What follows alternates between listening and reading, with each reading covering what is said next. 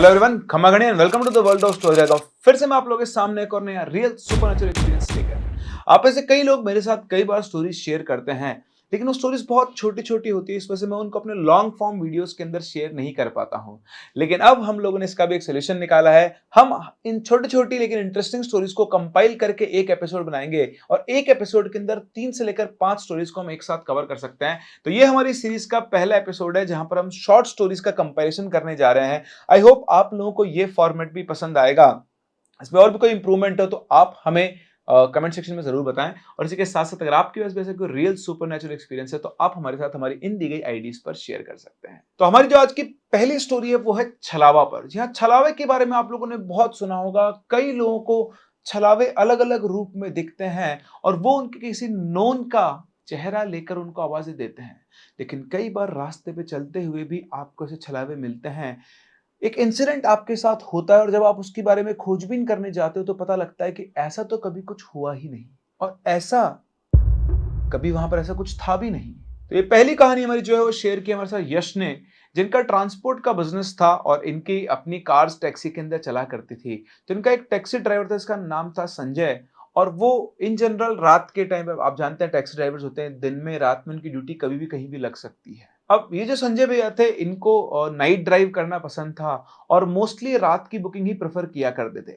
तो इनके पास एक बुकिंग आई जहां पर एक फैमिली को शामली यूपी से मेरठ तक छोड़ना था। अब उनको ड्रॉप करके करीब रात के 2 बजे के आसपास वो वापस आ रहे थे।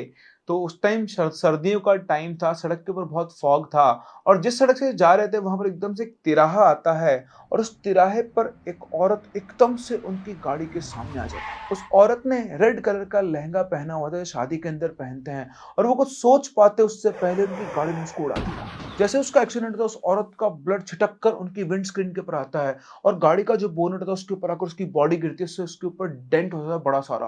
वो बुरी तरह घबरा जाता है, लेकिन आसपास कोई भी नहीं था। वो बिना कुछ सोचे वहां से गाड़ी भगा के निकल जाता है कि अगर किसी ने देख लिया, पकड़ लिया तो उनको लेने के देने पड़ सकते हैं। इस एक्सीडेंट से बुरी तरह घबरा गए थे। उन्होंने किसी को कुछ नहीं बताया और चुपचाप गाड़ी को अपने घर पे ले गए। इनके फादर ने, जो नाइट वाले ड्राइवर्स होते हैं, उनको अलाउ किया हुआ था कि अगर ज्यादा लेट हो जाए तो गाड़ी अपने घर ले जाए और अगले दिन वापस ऑफिस पर लेकर आ जाए। वो घर पहुंचे, उन्होंने अपनी वाइफ को सारी बात बताई। इसके बाद उन्होंने अपनी वाइफ से पानी की बाल्टी मंगवाई और गाड़ी के ऊपर से खून के सारे छींटे साफ किए और देखा तो गाड़ी की बोनट पर बहुत बड़ा डेंट आ चुका था। उन्होंने कहा कि कल सुबह इस डेंट को ठीक करा के फिर मालिक के पास जाऊंगा, कुछ ना कुछ बहाना लगाना होगा। ये करके उसने गाड़ी को एक साइड में छुपा के खड़ा किया और उसके ऊपर कवर लगा दिया, ताकि बाई चांस अगर कोई ढूंढता हुआ आए तो वो गाड़ी को ना पहचान पाए। इसके बाद वो सोने चले गए। सुबह उठे और उठकर उन्होंने गाड़ी का कवर जब हटाया तो उनकी आंखें फटी की फटी रह गई कि वो जो बोनट के ऊपर इतना बड़ा डेंट का निशान था वो वहां से गायब था। ऐसा था कि गाड़ी के ऊपर कुछ हुआ ही नहीं है। और रात को उन्होंने और उनकी बीवी तक ने वो निशान देखा था। उन्होंने अपनी वाइफ को बुलाया, वो भी शॉक थी कि रात रात भर पे गाड़ी अपने आप ठीक कैसे हो गई। उन्होंने गाड़ी उठाई और वो सीधा अपने मालिक के पास पहुंचे और पहुंचकर उन्होंने उनको सारी बात बताई। जब उनको सारी बात पता लगी तो उन्होंने बोला कि संजय, ये तो बहुत गलत बात है, हमको वहां पे चल के देखना पड़ेगा। तो ये दोनों, मालिक और ड्राइवर, वहां पर पहुंचते हैं और वहां पहुंचकर देखते हैं उसी तिराहे के ऊपर तो वहां कुछ भी नहीं था। ना वहां कोई खून के निशान थे, ना कोई बॉडी थी, ना कुछ था। लोगों से ऐसा पूछा कि रात को कोई एक्सीडेंट हुआ है क्या, तो सबने मना कर दिया कि नहीं नहीं यार, यहाँ तो कोई किस तरह का एक्सीडेंट नहीं हुआ। फिर वो आसपास और पता करते हैं कि यहाँ कुछ ऐसा हुआ है या होता रहा है, किसी को पता हो। बट किसी को कुछ पता नहीं चला। लेकिन फिर एक आदमी से इनकी बात हुई जिसने जिसने इनको बताया कि एक बार बहुत पहले उसके साथ भी ऐसा ही कुछ हुआ था, लेकिन उसे लगा कि उसका वहम है, इसलिए उसने किसी से कुछ बात नहीं की। लेकिन आज तुम्हारी बात सुनकर मुझे लग रहा है कि उस दिन मेरे साथ जो वो भी सच था। उसने बताया कि वो भी रात के टाइम पर ऐसे ही गाड़ी लेकर आ रहा था और तभी अचानक से बीच सड़क पर एक लड़की दुल्हन की ड्रेस में उसके सामने आ गई। उसको बचाने के लिए उसने कस के ब्रेक मारा और गाड़ी का स्टीयरिंग पूरा घुमा दिया, जिससे उसकी गाड़ी साइड में जाकर टकरा गई थी एक पेड़ से। और पीछे घूम के उसने देखा तो वहां पर वो लड़की वगैरह कोई भी नहीं थी। उस दिन उसने थोड़ी शराब भी पी रखी थी, तो उसे लगा कि उसके मन का वहम है, इसलिए उसने कभी किसी से बात डिस्कस नहीं की। लेकिन आज जब उन लोगों ने उसको ये बात बताई, तब जाकर उसे रियलाइज हो रहा है कि जो उसने उस दिन देखा वो सच था। लेकिन उसके अलावा उस जगह के आसपास किसी को इस बारे में कुछ भी पता नहीं था, ना ही किसी और ने कभी ऐसा कुछ देखा या फिर सुना था। तो क्या लगता है आपको, ये संजय का वहम था या वाकई में उसे किसी छलावे के दर्शन हुए थे? हमें कमेंट सेक्शन में जरूर बताएं। हम लोग बढ़ते हैं अपनी अगली कहानी पर। हमारी अगली जो कहानी है वो है दिल्ली से। और यहाँ पर जो स्टोरी के अंदर जो हुआ वो बहुत ही अनरियलिस्टिक सा होता है कि कई बार आपका कुछ लोगों से इंटरेक्शन होता है और वो आपको जीते जी परेशान करते हैं। लेकिन जीते जी परेशान करने के साथ-साथ अगर वो आपको मरने के बाद भी परेशान करने आ जाएँ, तो दिक्कतें और बढ़ जाती हैं। तो जो इंसिडेंट हुआ वो हुआ राधिका के साथ। जब वो 10th क्लास में थी, बात है 2008 की। तो राधिका बस से अपने स्कूल जाया करती थी। बस स्टैंड पर वो रुक उतरती थी और वहाँ से स्कूल जो था वॉकिंग डिस्टेंस पर था। लेकिन वो जो रास्ता था जिसके थ्रू वो स्कूल जाते थे, वहाँ पर एक कसाई की दुकान थी और उस कसाई का नाम था वसीम अली। वसीम अली उस दुकान को ओन भी करता था और वही वहाँ का जो मेन कसाई था। वो हमेशा एक लेदर का एप्रन पहन कर रहता था और जिसके ऊपर खून के छींटे लगे होते थे। और देखने पर वसीम अली जो था वो खुद से ही बहुत ज़्यादा डरावना लगा करता था। वो थोड़ा मनचले किस्म का आदमी था और वहाँ से जो भी लड़कियाँ गुज़रती थी, वो उनके ऊपर फप्तियाँ कसा करता था और साथ ही साथ राधिका जो कि दिखने में बहुत सुंदर थी, वो उसका पीछा भी किया करता था। और अब जानते हैं उस टाइम पर सब चीज़ें बहुत नॉर्मल हुआ करती थी, तो कोई भी लड़की अगर स्कूल की बाहर निकलती तो फटाफट दुकान से बाहर निकल के आता और फिर उनके ऊपर कमेंट मारता था। खैर ये चलता रहा, राधिका उसको अवॉइड किया करती थी। फिर एक रात की बात है, राधिका की एकदम से तबीयत खराब हुई। वो घर पर ही थी नॉर्मल, उसकी एकदम तबीयत खराब हुई और जब उसको दवाई दी गई उसके बाद थोड़ी देर के बाद सब लोग घर वाले जो थे उसको देखकर शॉक थे। क्योंकि राधिका जो अभी पलंग पर लेटी हुई थी वो एकदम से बैठती है, दोनों घुटनों के ऊपर सर पर दुपट्टा लगाती है और जैसे मुस्लिम नमाज़ पढ़ते हैं, वो नमाज़ पढ़ना शुरू कर देती है। अब और ऐसा नहीं कि सिर्फ वो मन में पढ़ रही थी, वो बोल-बोल कर पढ़ रही थी। ऑल्दो उसकी आवाज़ जो थी घर के किसी बात जो थी घर के किसी भी मेंबर को समझ में नहीं आ रही थी।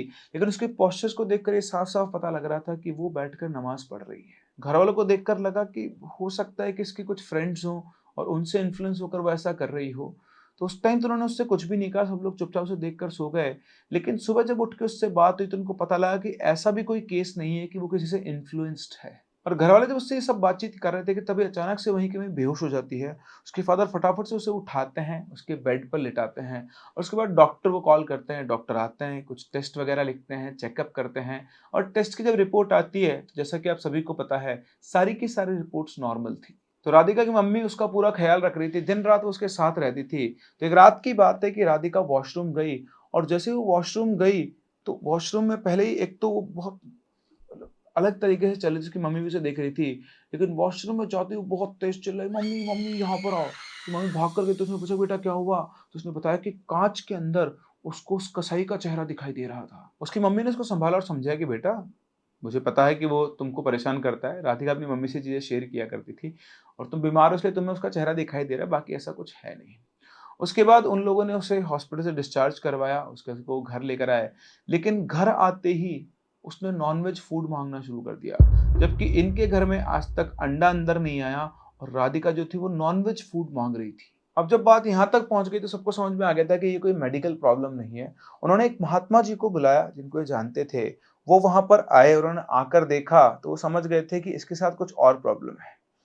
तो उन्होंने जो इनके चाचा थे, बेसिकली जो महात्मा जी थे वो इनके बहुत क्लोज़ रिलेशन में थे, शायद इनके दादाजी के भाई ऐसा कुछ था। तो उन्होंने इनको इशारा किया तो उन्होंने उसको ऐसे चेयर पे बाँध दिया और चेयर पे बाँधते ही वो बिल्कुल ऐसे एक आदमी की आवाज़ में ज़ोर-ज़ोर से हँसने लगी। तो उन दादाजी ने यानी महात्मा जी ने उससे पूछा कि बता कौन है तू? तो उसने कोई जवाब नहीं दिया, बस वो उस अजीब-सी आवाज़ के अंदर हँसती जा रही थी। जब उधर से कोई जवाब नहीं आया तो उन्होंने एक स्टिक उठाई लकड़ी की और उसको पीटना 2-3 बार उसको मारा। तो 2-3 बार मारा और दोबारा उससे पूछा तो उसने बोला कि मैं वसीम अली हूँ। अब ये नाम सुनते उसकी मम्मी जो थी वो घबरा गई। उन्होंने बताया कि वसीम अली कौन था। उसके बाद वो वापस हँसने लग गया कि हाँ, मैं वही वसीम अली हूँ। ये लड़की मुझे बहुत पसंद है। अभी कुछ दिनों पहले मेरी एक एक्सीडेंट के अंदर मौत हो गई और तब से मैं यहाँ पर आ गया हूँ और उस लड़की को मैं अपने साथ लेके जाऊँगा। बहुत देर तक इनके दादी ने उनसे बोला कि भाई तू चला जा, नहीं गया। तो फिर उन्होंने एक पता नहीं वो एक राख लेकर आए और वो राख लेकर उन्होंने सीधा राधिका के बाल पीछे खींच कर उसके फोरहेड यानी उसकी ललाट के ऊपर लगा दी और उसको बुरी तरह से मतलब टाइट से दबा दिया और दबाते ही छिटकने लगी बहुत तेज़। और फिर उन्होंने उसको उठाया और उठाकर इनका जो घर का गेट था वहाँ तक बाहर तक लेकर गए। लेकिन ये सब करने में जब राधिका गेट के बाहर पहुँची थी तो बहुत तेज़ से अपने सिर को हिला रही थी और धक से उसकी जो ललाट थी यहीं पर गेट आके लगा जिससे उसको बहुत चोट लग गई। और थोड़ी देर के बाद वो बिल्कुल शांत हो गई थी और उसके बाद जब वापस उठी तो बिल्कुल नॉर्मल थी। शायद वो जो वसीम अली की स्पिरिट थे या जो भी कुछ था वो उसके शरीर से अब जा चुका था। लेकिन जाते-जाते वो उसके फ़ोरहेड के ऊपर एक परमानेंट मार्क छोड़ गया था। तो इस तरह से उसकी जो उसके दादाजी थे उन्होंने उसके बॉडी से उस स्पिरिट को, उस एंटिटी को बाहर निकाला जो उसके साथ लैच हो गई थी और उसके बाद दोबारा कभी वसीम अली राधिका की बॉडी के अंदर नहीं आया। तो ये था एक छोटा-सा इंसिडेंट जो हुआ राधिका के साथ। आप लोगों को क्या लगता है? ये एक साइकोलॉजिकल प्रॉब्लम थी या वाक़ई में वसीम अली के स्पिरिट ने राधिका की बॉडी को पॉसेस कर लिया था? क्योंकि राधिका वसीम अली से डरती थी और शायद उसे कहीं से पता लगा हो कि वसीम अली की मौत हो गई है और तब से उसके ऊपर एक साइकोलॉजिकल वो क्रिएट हो गया हो कि यार वसीम अली उसको मतलब टॉन्ट तो किया ही करता था।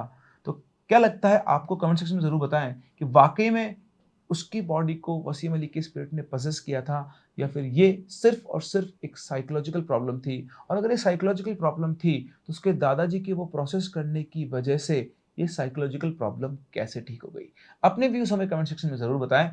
हम लोग चलते हैं अपनी अगली कहानी पर। हमारी जो तीसरी स्टोरी है, वो है आई थिंक आप उसे बोल सकते हो काला जादू की एक प्रक्रिया है। आप लोगों ने कई बार सुना होगा, मैंने भी सिर्फ़ सुना ही है, कभी देखा तो नहीं कि एक मटकी होती है, उसमें आग लगी होती है और वो हवा में उड़ती हुई कहीं जा रही होती है और अगर उस मटकी को बीच में कोई छेड़ दे, रोक ले, तोड़ दे, तो उसकी जो भी बला होती है, वो उस इंसान के ऊपर आ जाती है। तो कुछ ऐसा ही हुआ 2019 में मथुरा में रहने वाले अक्षय के कज़िन ब्रदर के साथ। इनके कज़िन ब्रदर की शादी थी और शादी के टाइम पर आपको पता ही है दूल्हों को मेहंदी-हल्दी लगाई जाती है और उन्हें साफ-साफ कहा जाता है कि अकेले उनको कहीं पर भी बाहर नहीं घूमना है। जिसके कज़िन ब्रदर थे, ये इन सब दकियानूसी बातों के ऊपर कोई विश्वास नहीं रखते थे और एज़ सच कोई वो बहुत बड़े नियम फ़ॉलो कर भी नहीं रहे थे। लेकिन वो कहते हैं ना, किस्मत में किस चीज़ का सामना कब कैसे हो जाए, कोई नहीं जानता। तो इनकी भी वो मेहंदी-वेहंदी लगी हुई थी और गाँव में लोग रहा करते थे, तो सभी लोग छतों के ऊपर सोते हैं। तो जो अक्षय था, वो उस टाइम करीबन 8वीं क्लास के अंदर रहा होगा और ये सभी परिवार वाले छत के ऊपर सो रहे थे कि तभी अक्षय की नज़र आसमान में पड़ती है, मतलब बहुत ज़्यादा दूर नहीं, उससे करीबन 10-12 फीट ऊपर एक स्फेरिकल सा ऑब्जेक्ट था, गोला-सा, जिसके अंदर आग लगी हुई थी और वैसे हवा में तैरते हुए जा रहा था। अपनी लाइफ में पहली बार उसने ऐसी कोई चीज़ देखी थी और उसके पास में उसकी बुआ सोई हुई थी। उसने अपनी बुआ को आवाज़ लगाई जानने के लिए कि ये क्या है? कि तभी उनके वो भैया जो पास में सोए हुए थे, जिनकी शादी थी, उनकी आँख खुल जाती है। उनकी आँख खुलते हुए पूछते हैं, "क्या हुआ? तू सोया नहीं और क्यों जगा रहा है बुआ को?" तो उसने बोला कि भैया मैंने ना ऐसे वो मटकी उसमें आग लगी जाती देखी और वो उधर गई है। तो उन्होंने बोला, "अच्छा दिखा मुझे।" ये दोनों उठे। अब इनके घर की जो स्ट्रक्चर थी बेसिकली जो छत थी, छत के ऊपर भी एक छोटी-सी गुमटी होती है, उसके ऊपर पानी की टंकी वगैरह रखते हैं, आप लोगों ने देखी हुई है। तो वो जो भैया थे वो वहाँ पर चढ़ गए और चढ़कर वो चारों तरफ देखने लगे, तो बिल्कुल थोड़ा-सा उनके घर के बरामदे के उधर ही उनको वो मटकी ऐसे उड़ती हुई दिखाई दी। मतलब ऐसा था कि वो मटकी ट्रैवल कर रही थी, बस वो मटकी घूम रही थी बार-बार, जैसे या तो वहीं के लिए आई हो या फिर कोई रास्ता ढूँढ रही हो। अब उन्हें जब कुछ समझ में नहीं आया कि क्या है, तो उन्होंने वहाँ से एक पत्थर उठाया और पत्थर मारा, तो पत्थर चूक गया। तो 2-3 बार उन्होंने और पत्थर उठाए और तीसरी-चौथी बार के अंदर उन्होंने उनका जो पत्थर था उस मटकी पे जाके लगा और वो मटकी टूटकर उसका जो सामान था, वो इनके घर के मतलब बरामदे के जस्ट बाहर गैराज टाइप का जहाँ ये गाड़ियाँ खड़ी करते थे, वहाँ पर जाकर गिर गया। इसके बाद वो भैया आए और उसको बोलते हैं, "चल सो जा, कुछ भी नहीं है।" और वो भी अपनी जगह पर आकर सो गए। अगले दिन पूरे घर में हल्ला मचा हुआ था कि घर के बाहर हांडी फूट गई, घर के बाहर हांडी फूट गई। अभी घर के बाहर हांडी फूटने का क्या मतलब है? तो जो अक्षय था वो भागकर बाहर पहुँचा, सारे घरवाले बाहर थे, वो भैया भी बाहर आए। तो वहाँ देखा कि एक मटकी जो थी पानी से भरी मटकी टूटी पड़ी थी और उस मटकी के अंदर मेकअप का सामान था, काजल, बिंदी, टीकी, सिंदूर वगैरह उसके ऊपर फैला हुआ था और सभी लोग बड़ी परेशान थे कि ये मटकी यहाँ पे आकर टूट गई। कुछ लोग बहुत रोए थे कि ऐसा कैसे हो सकता है? तो बहुत बड़ा अपशकुन है। वो जो स्वीपर्स वगैरह थे वो उस मटकी को समेटकर वहाँ से लेकर जा रहे थे। फिर जो इनकी बुआ थी मतलब जो अक्षय की मम्मी थी, वो सॉरी अक्षय की मम्मी नहीं मतलब अक्षय की जो बुआ थी इनके बेटे की शादी थी, वो जो कज़िन ब्रदर थे उनकी मम्मी। तो वो उसके पास आती है और बोलती कि सुन तू रात को कुछ बता रहा था ना? तो उसने बताया कि कैसे उसने वो एक जलती हुई ऑब्जेक्ट देखा उसमें से लपटें निकल रही थी और फिर उसने ये बात भैया को बताई। लेकिन यहाँ तक अक्षय को भी नहीं मालूम था कि इसके भैया ने उस हांडी को फोड़ दिया है। खैर, इनके भैया ने भी कुछ नहीं बोला क्योंकि उसने बातों को मानते नहीं थे। इसके बाद सभी लोग मंदिर गए घर से, मंदिर पे जाकर उनके जो पुजारी थे बड़े वाले उनसे बातचीत की, उनको ये बताया और सबके हाथों के ऊपर धागे बंधवाए। इसके बाद शादी की तैयारियाँ शुरू हुई। अब जब शादी का दिन था, जब बारात निकलने वाली थी, तो बस ये सब लोग गाड़ी के अंदर जाके बैठे थे, तभी अचानक से इनकी जो गाड़ी की छत थी, उसके ऊपर एक मरा हुआ कौवा आकर गिरता है। उस कौवे का सिर सीधा विंडस्क्रीन की वाइपर में आके फँसता है और उसकी जो बॉडी थी, वो छत के ऊपर ही पड़ी रहती है। बाहर निकलकर सब लोग देखते हैं, तो सब लोग बिल्कुल सन्न रह जाते हैं। गाड़ी की छत पर एक कौवा पड़ा था, लेकिन ऐसा लगा था कि उस कौवे के शरीर से खून खींच लिया गया है। बिल्कुल सूखी उसकी लाश उसके ऊपर पड़ी हुई थी। फटाफट से उस कौवे को झाड़ू लगा के हटाया गया और फिर उसके बाद बारात वहाँ से शुरू हुई। फिर बारात जहाँ वो मैरिज गार्डन था वहाँ पर पहुँची, तो रात फरवरी का टाइम था, थोड़ी ठंड थी अच्छी खासी। तो ये जो अक्षय था, ये वहाँ पे जाके सो गया था, छोटा बच्चा है 8th क्लास का, आप समझते हैं, तो सो गया था। रात को 2 बजे के आस-पास उसे टॉयलेट लगी, तो वो वॉशरूम में गया।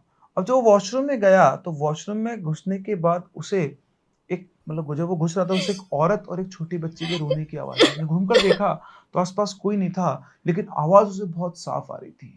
वो टॉयलेट करके जैसे अपने हाथ धो रहा था, तभी उसे काँच के अंदर एक बहुत ही खतरनाक तरीके से एक परछाई दिखी, जिसे देखते हुए बहुत तेज़ चिल्ला के बेहोश हो गया।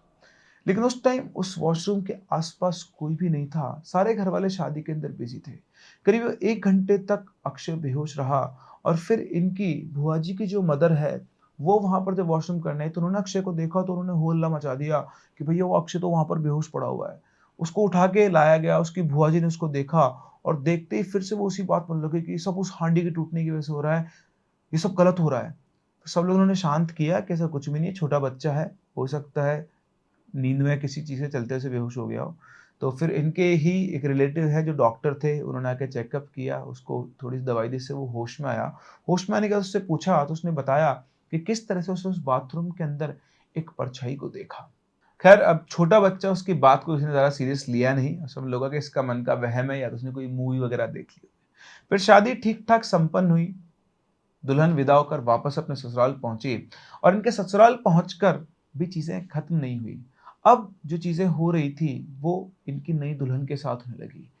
जब रात को वॉशरूम जा रही थी, उसे अपने घर में से किसी की आवाज़ आ रही थी, किसी औरत की जो अपने बच्चे को लोरी सुना रही हो, और एक औरत की आवाज़ बार-बार मल्टीपल औरतों की आवाज़ में बदल रही थी।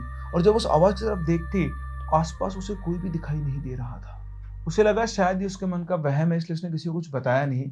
उसके बाद अगले दिन, आप समझते हैं, शादी जब होती है उसके लिए एक वो रिचुअल होता है, उसमें अंगूठी को उस पानी के अंदर डाला जाता है, ढूँढते हैं, है ना?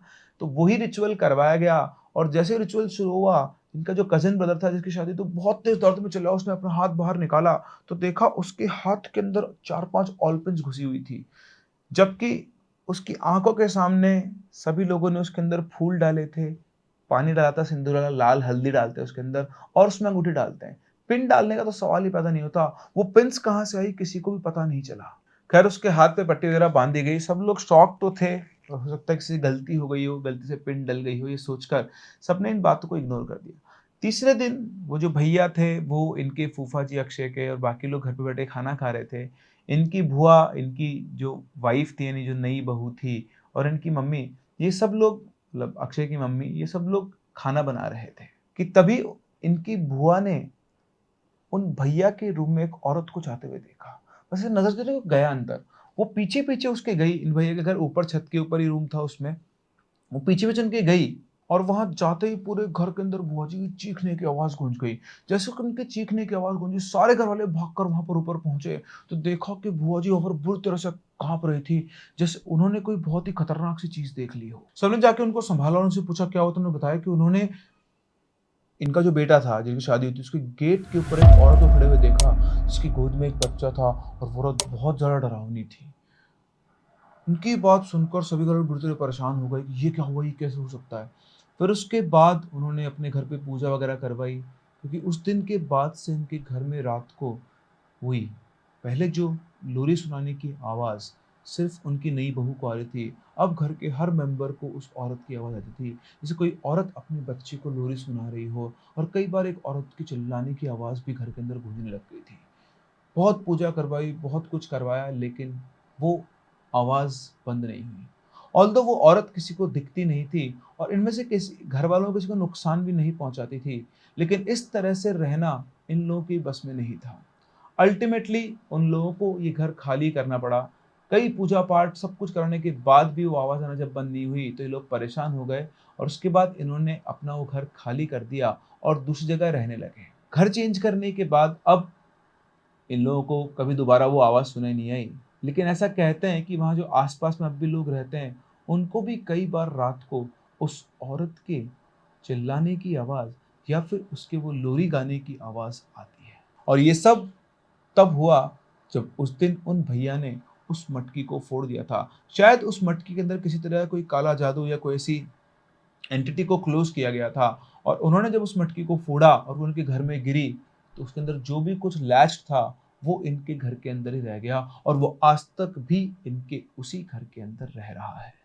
तो आपको क्या लगता है कि ऐसा कुछ पॉसिबल है क्या? आपने कभी ऐसा किसी चीज़ के बारे में सुना है? जैसे एक मटकी हो जिसमें आग लग रही है और वो उड़ती हुई जा रही हो।